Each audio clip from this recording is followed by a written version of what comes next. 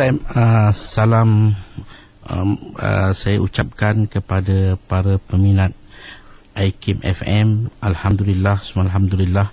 Sedar tak sedar kita sudah pun melepasi seminggu.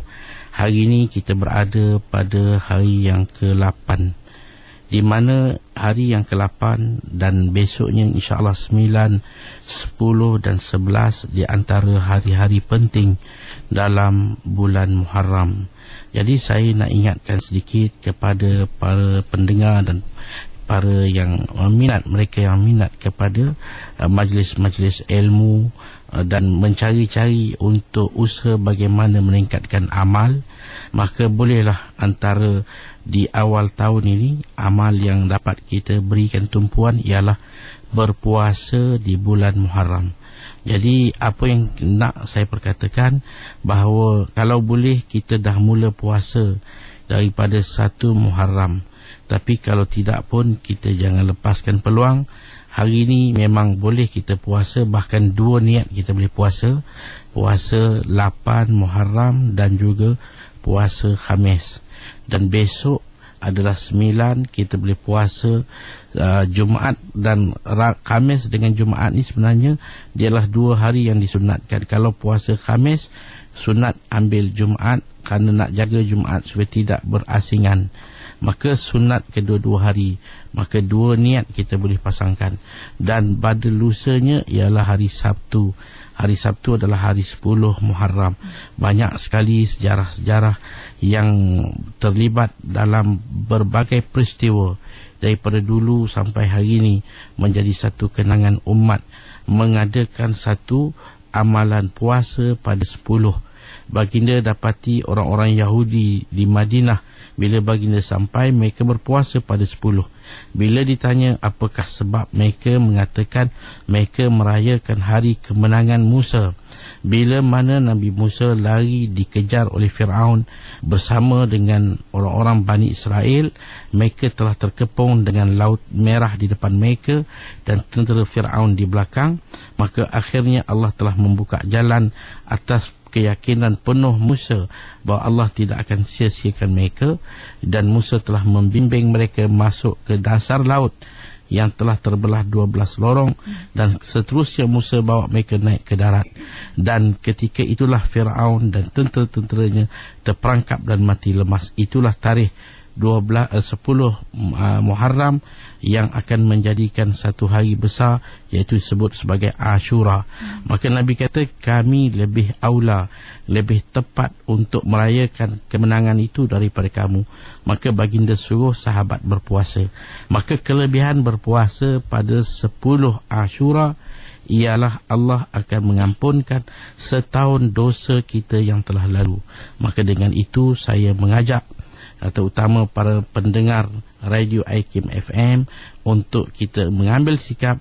Inilah satu-satu amalan yang boleh kita jadikan sebagai permulaan kita dalam mengatur masa untuk tahun baru 1434 Hijrah.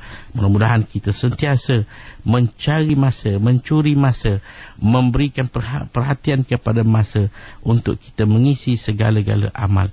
Cuma saya nak tambah, kalau pada yang lepas saya telah perkatakan tentang sunat yang dituntut, hari ini sedikit saya nak beritahu tambahan sunat kita selepas daripada sunat rawatib ialah sunat witir. Dan insya-Allah saya akan cuba kupaskan tentang sunat witir ini dalam muzakarah-muzakarah kita yang sedang kita perkatakan. Jadi mudah-mudahan saya mengajak para pendengar, ayuh kita terus maju dengan langkah-langkah kita yang membawa kepada peningkatan dan kemajuan terus dengan amal-amal kita. Terutama kita buka tahun kita dengan puasa 9 dan 10, kalau boleh 11, 3 hari langsung kita berpuasa sunat. Moga-moga kita dapat keampunan. Saya terima kasih Ustaz, insya-Allah sepanjang perkongsian seperti yang disebut oleh bagi Ustaz seperti tadi, untuk melengkapkan ibadah kita kepada Allah SWT. Sikit sepanjang perkongsian kita menyentuh tentang solat sunat witir, dan satu lagi solat sunat yang maka mungkin dapat kita laksanakan, khususnya untuk mereka yang belum tahu sebelum ini. Perkongsiannya insya-Allah untuk manfaat kita bersama.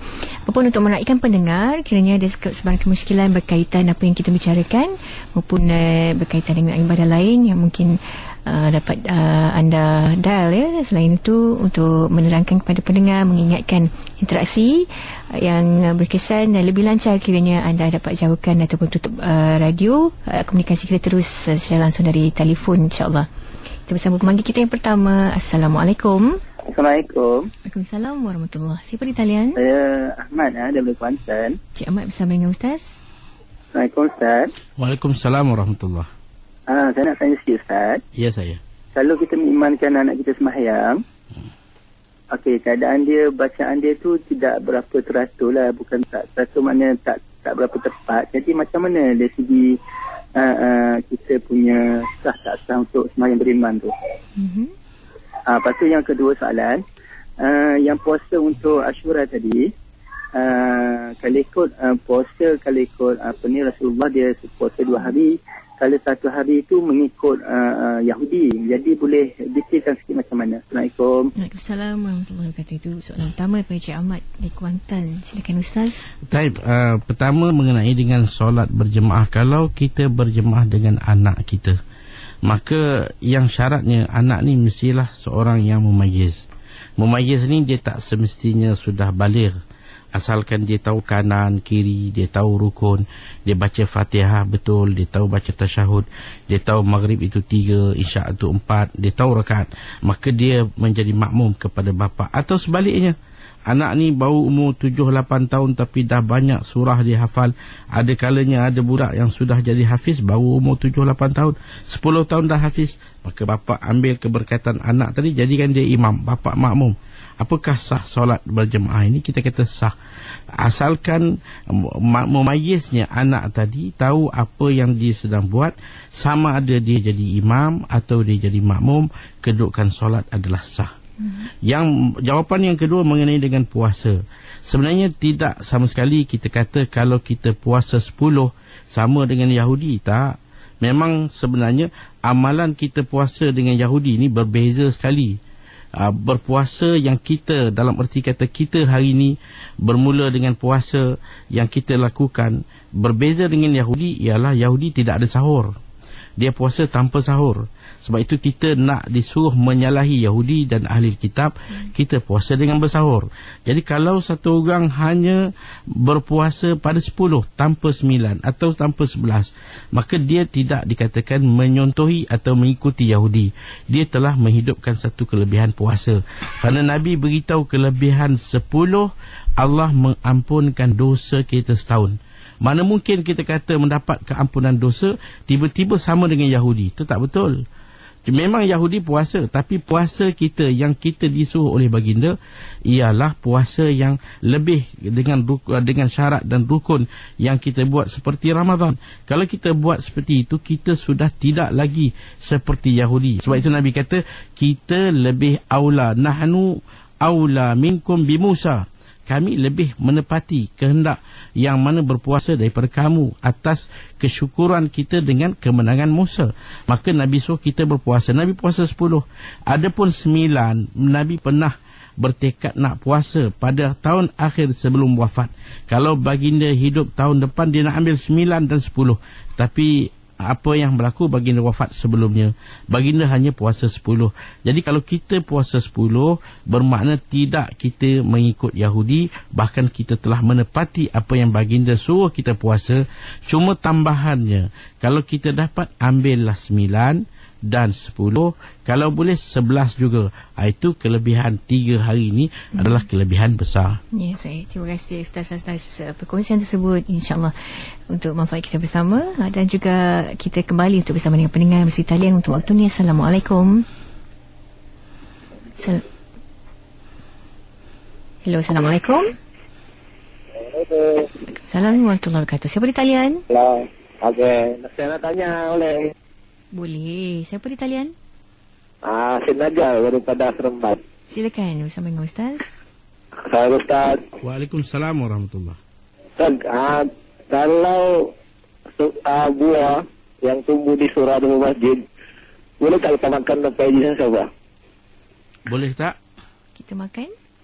Itu saja. Okay. Soalannya? Boleh tak? Ha?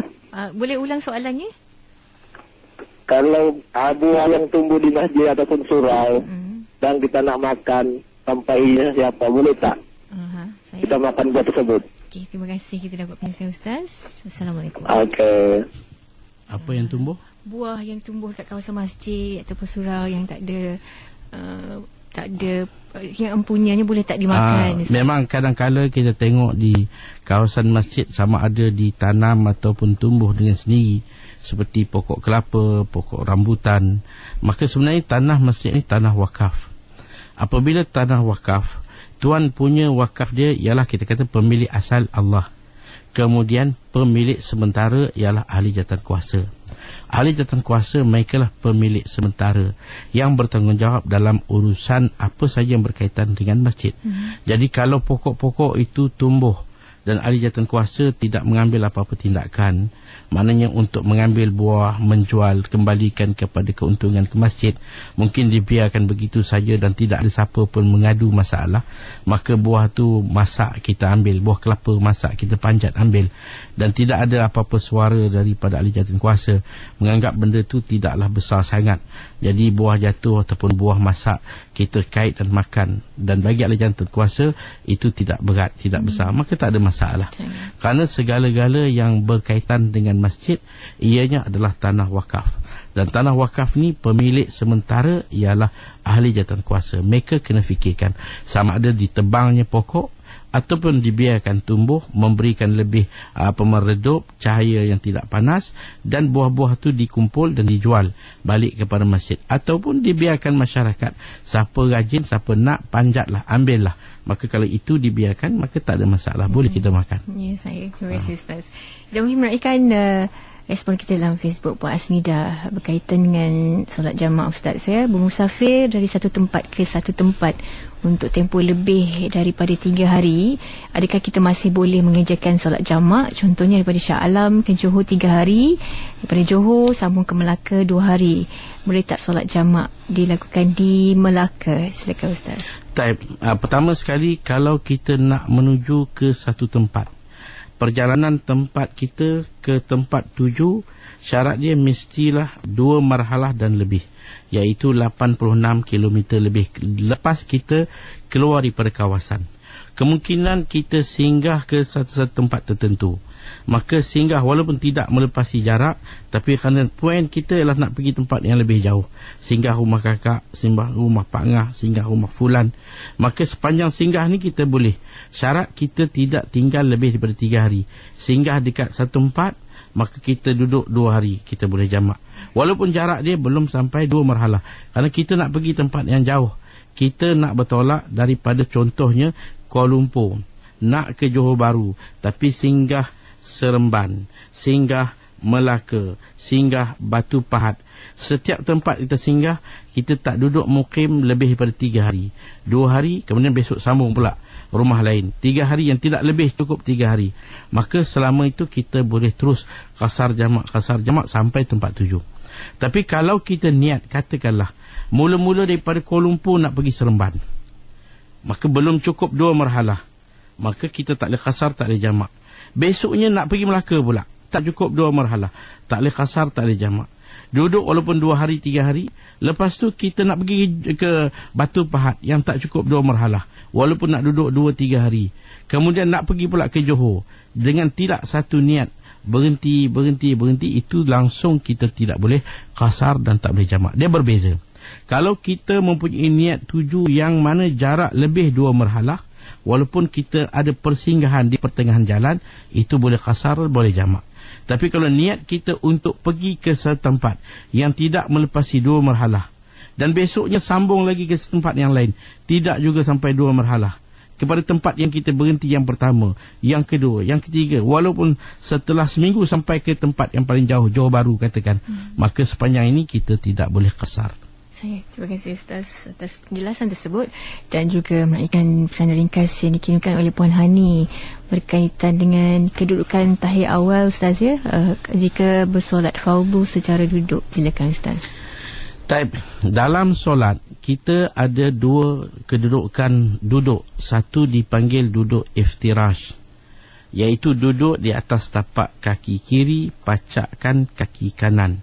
Dan ini adalah duduk dalam semua jenis duduk dalam solat yang tidak berakhir dengan salam.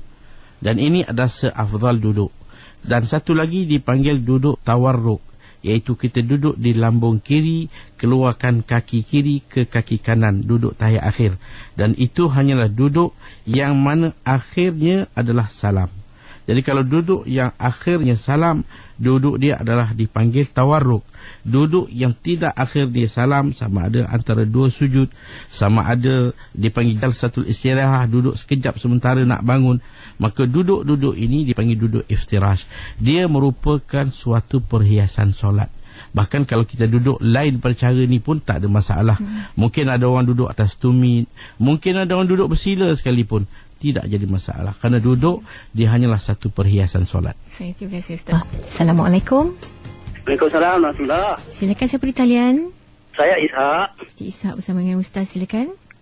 Terima kasih. Assalamualaikum Ustaz. Waalaikumsalam warahmatullahi. Saya nak tanya Ustaz ni. Ya. Lepas tu saya pergi sembahyang Jumaat kan. Ya. Pergi sembahyang Jumaat naik kereta dengan kawan saya lah. Lepas tu sampai itu dia tak ada orang, dia balik, dia tinggal saya kan. Ada apa dia kira dia tu zalim ataupun dia akan berdosa, kan dia akan macam mana diri dia tipu saya, dia tinggal saya. Di mana hukum itu? Terima kasih. Kita dengar Ustaz. Terima kasih. Assalamualaikum. Waalaikumsalam. Terima kasih. Yang kena tinggal ya. Pertama sekali kita tumpang dia, alhamdulillah lah kita boleh pergi naik dengan dia. Makna kita nak kata dia zalim, patutnya datang tadi pun dia tak bagi kita naik. Dia suruh kita jalan, kau jalan je.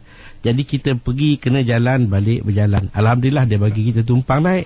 Jadi takkan kita nak terus kata dia zalim. Mungkin dia ni nak cepat, ada hal kita nak doa, nak itu, dia nak balik cepat. Jadi dia tinggal kita sebagai contoh.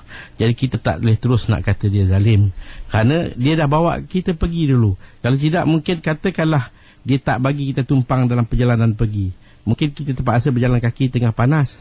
Panas masa pergi lebih panas berbanding panas lepas balik. Jadi tak apalah kalau kita pergi naik kereta, balik kita jalan kaki, maka itu riyadhah kita lah, bukan zalim, itu kawan kita. Terima kasih dia telah bawa kita pergi. Mungkin besok nanti dia bawa kita balik pula. Begitulah kedudukan kita. Saya kecil hati Ustaz. Ya, jangan kecil hati. Kita bersama mari kita berikutnya insya-Allah. Assalamualaikum. Waalaikumsalam warahmatullahi wabarakatuh. Silakan, kita bersama dengan siapa? Ni Panu cakap. Panu dengar di radio jangan di telefon jangan dengar mesti radio. Dah belah. Terima kasih, silakan bersama dengan Ustaz. Assalamualaikum Ustaz. Waalaikumsalam warahmatullahi. Ustaz nak tanya tadi, tak sempat nak dengar yang awal tu. Yang puasa, kalau kita nak puasa hari Ashura kan, yang 9-10 tu kan? Ya saya. Kata hari ni Khamis, kata kita tak sempat nak puasa kan. Boleh tak kalau kita nak puasa Jumaat, ambil esok lah kan, Jumaat, Sabtu. Lepas tu nak tanya Ustaz lagi, berkenaan kata macam kat rumah teres ni, kita macam bilik tu sempit, nak buat sembahyang Jumaat dengan anak-anak. Katalah anak duduk dalam bilik, jadi imam dengan anak yang lelaki, kita ni keluar daripada bilik. Dia boleh tak macam tu Ustaz kalau kita nak sembahyang Jumaat? Minta penjelasan Ustaz ya. Baik. Terima kasih. Waalaikumsalam. Kalau nak puasa hari ni, sebenarnya hari ni masih boleh. Kalau kita tidak makan apa-apa daripada pagi tadi, sekarang ni masih belum sampai waktu zawal. Kalau nak niat puasa sunat, hari ni memang masih boleh puasa. Tapi ala kulli hal, kalau kita dah makan apa semua, kita nak mulakan besok, maka besok hari Jumaat boleh.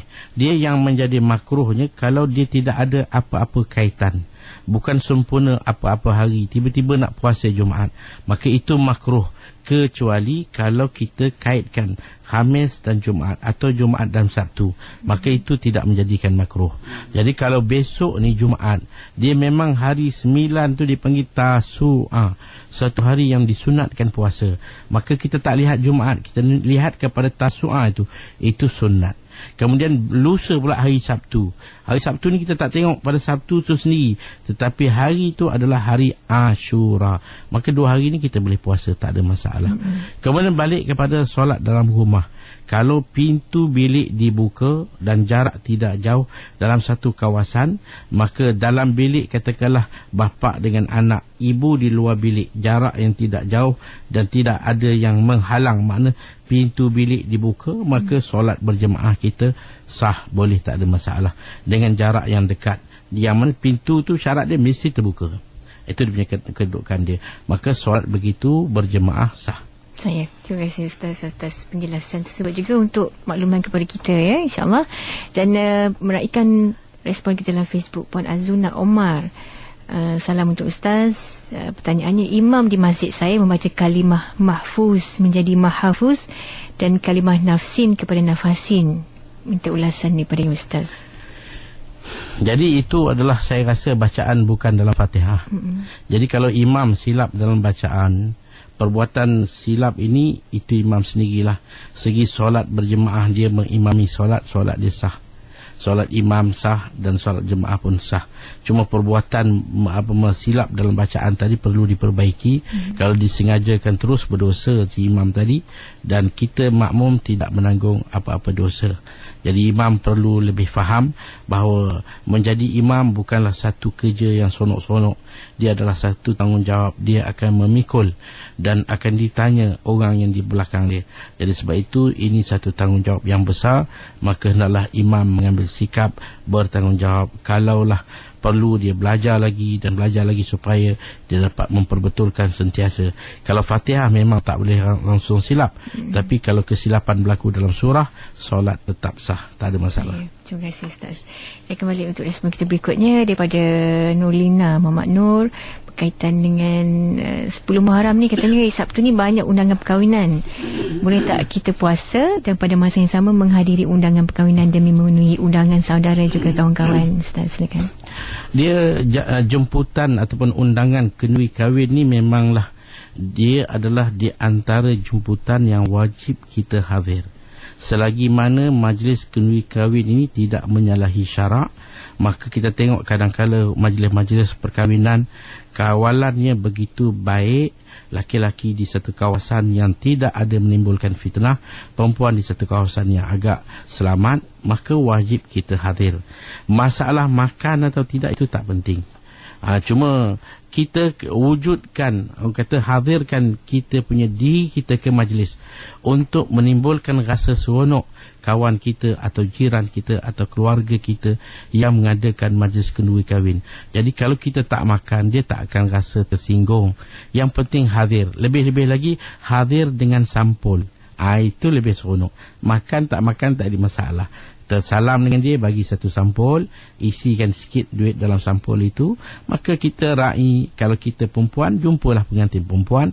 Kalau kita laki-laki, jumpa pengantin laki-laki, jumpa tuan rumah, bertanya khabar. Dan kita tak akan ditanya dah makan belum. Kalau kita kata dah makan, maksud kita dah sarapan pagi tadi, sahur pun tak ada masalah. Dia tanya dah makan belum? Dah makan dah. Kita bukan berbohong. Kita kata dah makan, maksudnya saya dah sahur pagi tadi. Untuk saya puasa, maka tak ada masalah. Dia tak akan memaksa, menekan kita mengikut, dah makan belum? Tak. Tambah kalau kita kata, minta maaf, saya puasa. Jadi kalau dia tahu, mungkin dia akan bungkuskan sikit untuk kita. Jadi tak semestinya kita jawab saya puasa terus. Awak dah makan? Saya puasa. Nampak macam nak menunjuk-nunjuk. Jadi kita hadir itu besar. Hadir dan meraihkan majlis itu suatu yang baik. Jadi makan tak makan tu bukan masalah. Jadi kalau boleh teruskan puasa. Jangan kita, kerana kelebihan puasa bukan selalu kita boleh dapat. Tak ada hari yang kita boleh dapat amalan seperti puasa. Satu hari setahun dosa dihapuskan. Mana boleh dapat kelebihan ini? Ini satu kelebihan yang Allah buat hanya pada 10 hari bulan. Jadi dengan itu janganlah kita korbankan kelebihan ini untuk hanya makan sekejap aja. Sedangkan tuan rumah tak akan berkecil hati kalau kita tak makan. Jadi hadirnya kita pun dah cukup. Terima kasih Ustaz atas perkongsian tersebut. Kembali untuk respon kita berikutnya, Mujir ILC. Soalannya, ada kawan saya perempuan berkata perempuan boleh solat zuhur sebelum solat Jumaat. Mungkin Ustaz boleh jelaskan waktu untuk solat zuhur bagi orang yang tidak solat pada hari Jumaat. Ustaz, silakan. Solat Jumaat adalah dituntut ke atas lelaki dengan syarat-syarat yang dikendaki. Seorang muqim, laki-laki, baligh, mukallaf dan sebagainya, dan tidak sakit, badan sihat, semua, maka wajib Jumaat. Adapun orang perempuan, dia tidak dituntut. Kalaupun dia hadir dan solat dikira sah. Solat sah. Dia tak perlu ulang lagi dah. Memang kalau dia buat Jumaat, Zuhur hari itu terlepas. Tapi dia tak dikira dalam 40 dan dia tak wajib hadir. Jadi dengan ini, orang perempuan yang di rumah, dia tak perlu nak tunggu sehingga jemaah di masjid dah selesai. Yang pastinya waktu dah masuk. Apabila azan berkumandang menandakan Zuhur sudah masuk hari itu solat Jumaat, maka dia di rumah boleh terus solat. Tak perlu nak tunggu jemaah dah selesai, dah balik rumah, baru nak solat. Tak, dia buat di awal waktu. Dia tak perlu nak tunggu apa-apa. Pastikan waktu sana di masjid azan untuk solat. Kerana hari Jumaat, bila azan, dia akan ada khutbah. Belum solat lagi. Maka si perempuan di rumah ni, dia dah boleh buat sunat qabliyah, kemudian solat fardu zuhur, buat ba'diyah. Elok selesai ba'diyah, orang sana baru nak solat. Baru nak mula solat. Solat dia sah, tak ada masalah. Dia tak perlu nak tunggu. Jadi siapa yang nak kena tunggu ni? Sebenarnya yang nak kena tunggu ni antaranya ialah orang yang dalam penjara. Sebagai contoh, dia ni nak dah diberitahu kamu akan dilepaskan bila-bila masa saja daripada sekarang. Maka dia tunggu ni, Zuhur dah dekat. Kalau dia solat Zuhur, tiba-tiba lepas solat dah dapat keluar. Nak kena solat Jumaat pula 2 kali solat. Maka dia kena tunggu. Kalau tahu, mana tahu, kalau mungkin dia dilepaskan sebelum solat Jumaat, dia boleh keluar dan solat Jumaat. Ataupun seorang yang sedang sakit, dengan harapan dia akan rasa sembuh, dekat nak sembuh, jadi dia tunggu sekejap sehingga pastikan dia dapat sembuh dan kekuatan untuk dia solat Jumaat. Maka dia jangan solat lagi, tunggu bagi selesai sehingga dia memang tak terdaya juga nak pergi Jumaat. Dah orang dah selesai, baru dia buat Zuhur dia. Kalau lain pada ni, seperti seorang perempuan di rumah, maka tak perlu dia tunggu sehingga imam selesai. Masuk saya Zuhur di masjid azan, di sini di rumah, dia boleh terus mulakan Zuhur dia. Boleh selesaikan. Walaupun dia telah dapat menyelesaikan sebelum solat di masjid, maka solat dia sah. Saya terima kasih Ustaz. Dan mungkin kita perhatikan pendengar kita yang mendal waktu ni untuk bersama dengan bagi Ustaz. Ada kemusykilan mungkin. Assalamualaikum. Assalamualaikum warahmatullahi wabarakatuh. Silakan, saya beri talian. Saya Muaz daripada Kuala Terengganu. Cik Muaz bersama dengan Ustaz, silakan. Assalamualaikum Ustaz. Waalaikumsalam warahmatullahi.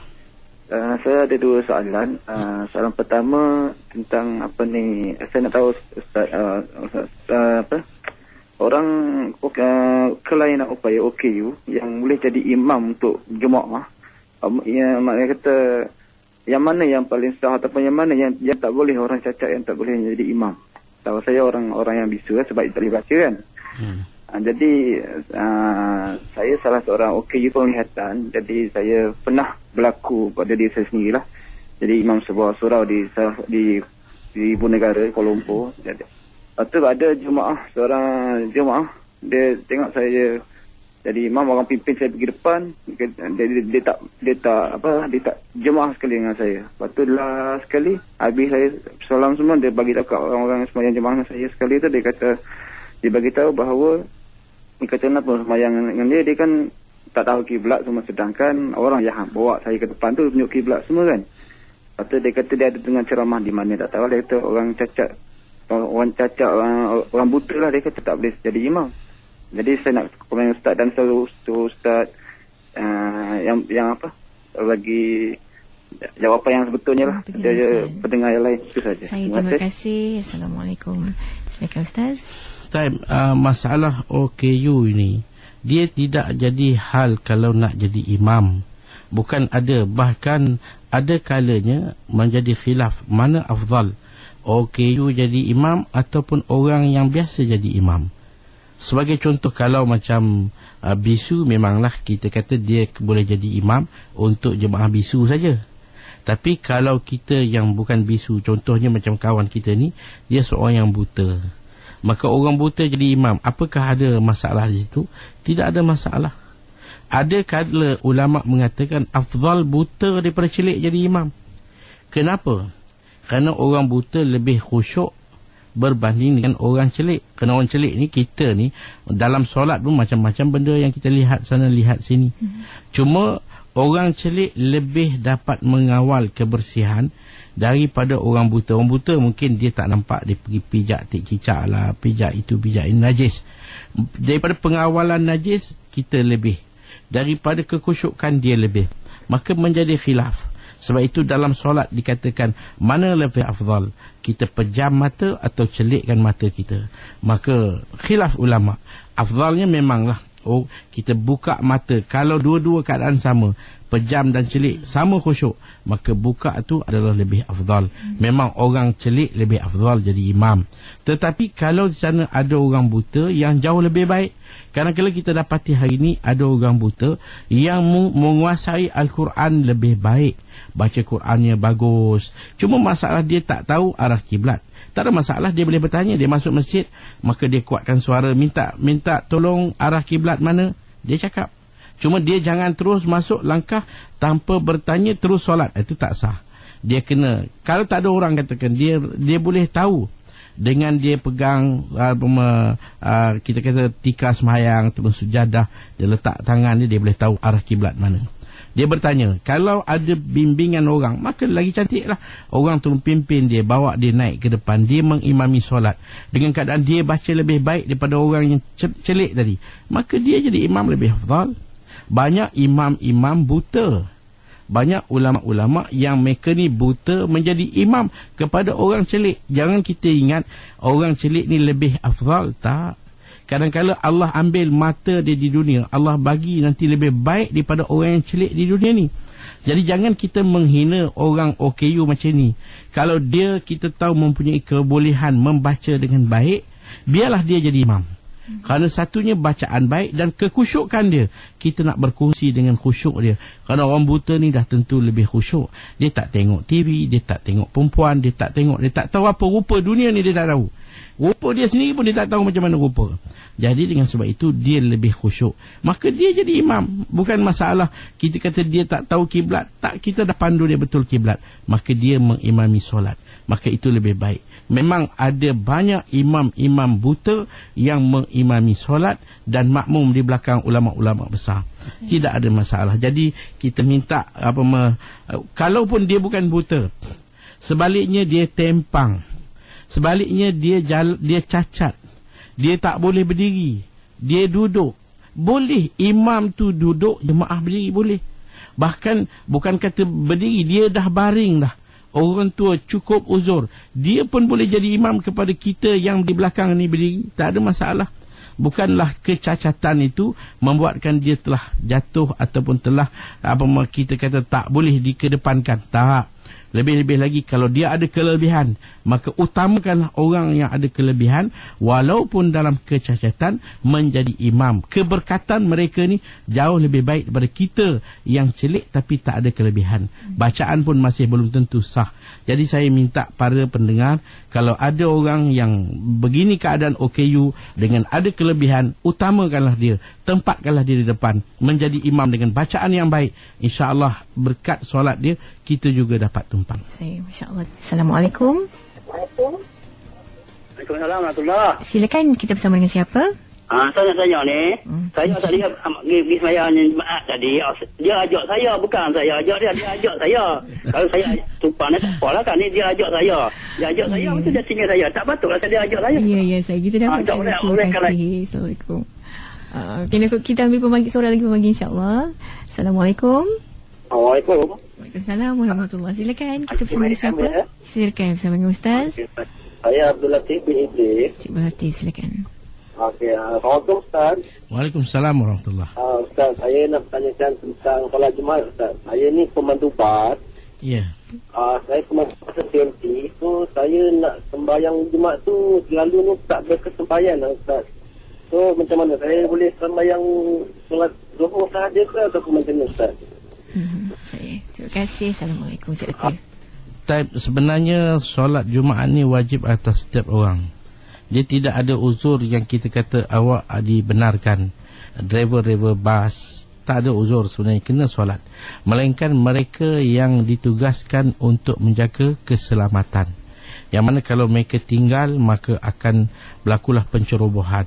Maka mereka ni boleh, ataupun keselamatan dalam masalah segalanya. Dia kena jaga pencawang elektrik sebagai contoh, atau menjaga air supaya terkawal tidak sampai berlaku bocor ataupun kebanjiran, ataupun dia jaga di sempadan. Tapi kalau bas ni sebenarnya masih tuntutan dia masih wajib.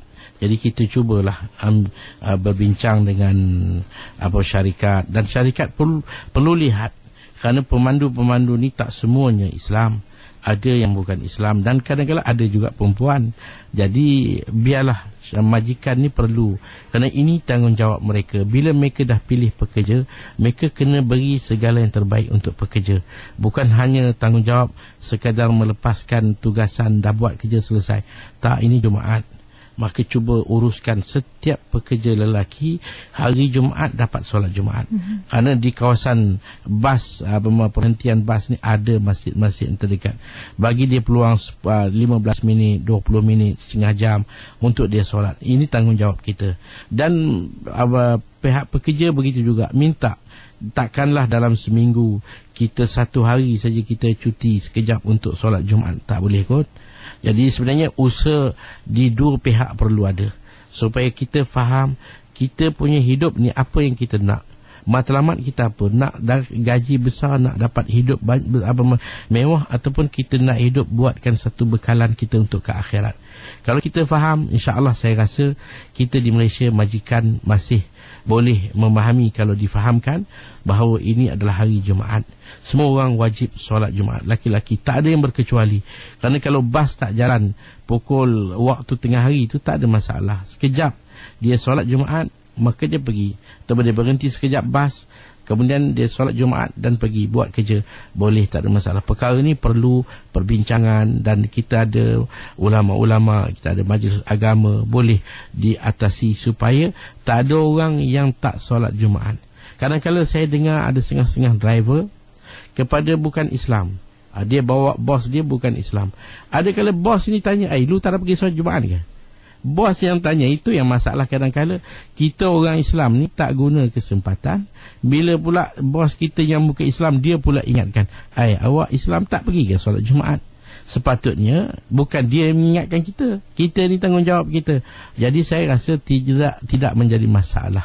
Siapa pun kalau di Malaysia saya rasa masih boleh beramal dengan baik. Jadi kita mintalah setiap mereka yang bekerja cuba faham, ini tanggungjawab saya. Kita bekerja dengan Allah tu nombor satu, nombor dua dengan majikan kita. Jadi kita buatlah apa yang patut. Solat Jumaat wajib, bukan banyak hari, sekali dalam seminggu. Jangan kita buat sebulan 2 kali sembahyang Jumaat, 2 kali tak sembahyang. Tak boleh. Dia 4 kali dalam sebulan. Kalau ada 4 minggu dia kena Jumaat.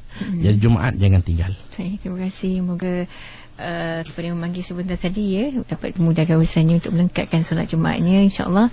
Kita kembali kepada persoalan mungkin yang terakhir dapat kita raikan pada Efina berkenaan dengan puasa qada dan puasa sunat. Ingin untuk puasa pada 10 Muharram, tapi puasa qada ni masih banyak katanya. Mungkin bolehkah berniat puasa qada pada hari tersebut tapi inginkan puasa 10 Muharram? Silakan Ustaz. Puasa qada dan puasa sunat ni selalu yang kita sebut bahawa puasa sunat boleh dimasukkan atau diselitkan sekali dengan puasa qada. Kita niat dua sekali. Kita niat sahaja ke puasa qada besok hari dan puasa sunat. Untuk Ashura sebagai contoh, dua-dua kita boleh niat dalam satu, maka kita dapat 2 dalam 1. Tambah kalau hari ni hari Khamis, kita boleh dapat 3 sebenarnya. Dapat Khamis, dapat 9, 8 Muharram, dan dapat qada. Boleh masuk 3 dalam 1. Bahkan ada ketika boleh masuk 4 dalam 1. Kalau itu adalah hari-hari sebagai contoh 13, 14, 15 dalam Islam, ini hari ini dituntut kita puasa. Kalau kena pula dengan Khamis, kena pula hari-hari yang ada kebesaran, boleh jadi 4 dalam 1. Boleh, tak ada masalah. Maka yang penting kita lakukan ibadat kita, insya-Allah Allah akan terima. Saya terima kasih.